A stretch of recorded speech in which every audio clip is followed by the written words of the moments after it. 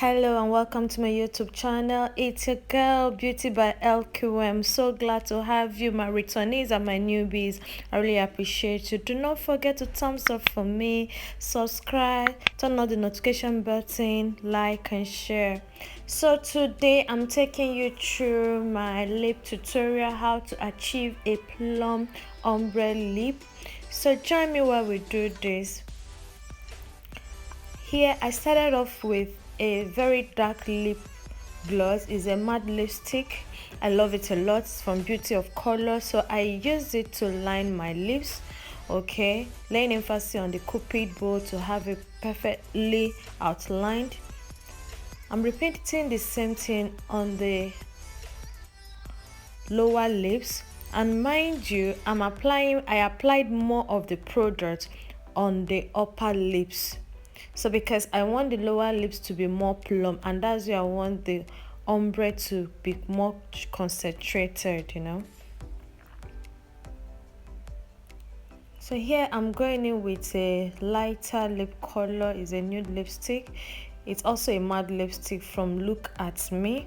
It's a Nigerian brand. So here I use my brush to blend it in, and if you watch carefully, my hand is just in a light stroke. I'm not applying energy doing it. So basically that's what I'm doing, just trying to line it, to blend it in. There will be no harsh line in between. All right, so I felt that I was losing the nude, so I decided to go in again just to top it, because I want the lower lips to be very plump. So it's more like highlighting and contouring. The light you want to show, the side you want to show, you highlight. The side you want to contour, you hide. So right now I'm going in with this tinted lip gloss. It lips color and it's quite thick, so I basically do use it for bridal looks, but right now I'm using it for this. Don't worry that I'm just cleaning up the outer corner of my lips just to outline it and give it a good shape. So I actually used my concealer to do this.